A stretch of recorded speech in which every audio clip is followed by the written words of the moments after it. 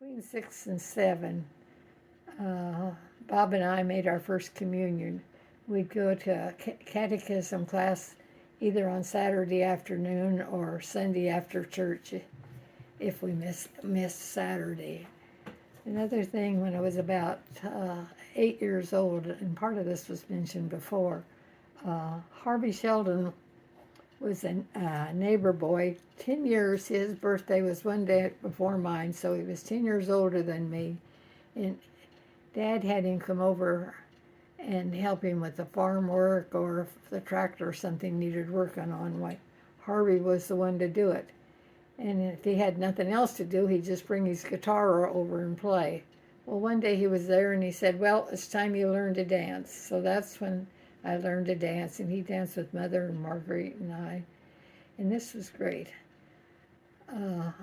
Another thing, when I was 8, was the year I learned to play Pinochle, between 8 and 9.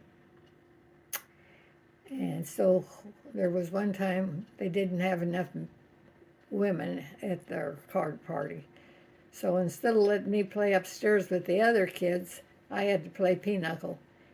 And that night, Harvey Sheldon and I took first prize. I couldn't believe it. And I still got the little potholder hangers that that was my prize.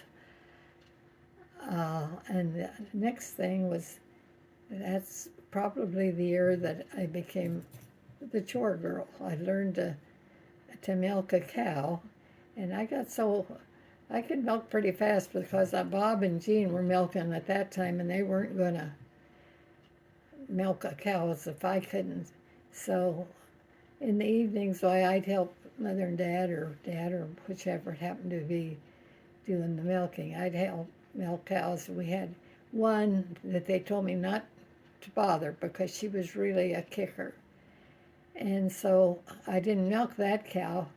But one day I fed them the feed in their grain, and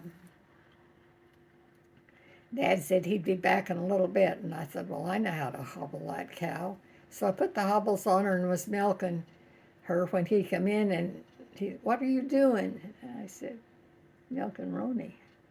And I heard him telling Mother later what had happened. And she said, "Well, she could have got her head kicked off." And that might have been true. But anyway, after that, we done that. Another thing, Bob and Gina and I liked to play up in Granddad's haymow. And the boys would throw a rope out the window from upstairs, a sliding door, I guess it was. They'd throw this rope out, and they'd slide down to the ground. Well, I thought, if they can do it, I can do it. And so they agreed, and Bob said, "I'll go first, so if you fall, you can land on me." And Jean said, "And I'll go next, so if anything happens from up here." So Bob went down, and then I went. Well, I didn't do it like they did it. I held on too tight to the rope, and when I got down, I had 3 big blisters on each hand. Well, we knew we didn't tell Grandma or we'd really be in trouble. And my hands were burning, and we went and put them in the cold water in the water barrel of the garage. They had a garage. Well, it wasn't really a garage. It was more like a well house or something.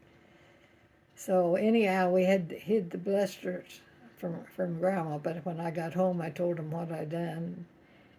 And of course, that was something I shouldn't have done too. So, and then when we went home from school, we talked about stopping at Grandpa's. Well, when we were in the middle years, why, there was Bob and Jean and Betty and Ted and I went, and the boys ride a farm horse over to Grandpa's and leave it there, and then they'd walk on to school.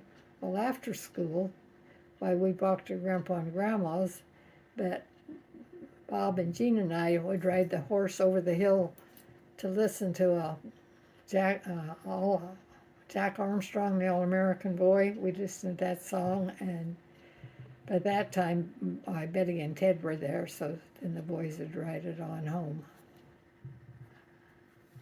Got to think what I want to tell next. Jack Armstrong, Jack Armstrong, Jack Armstrong, the all-American boy.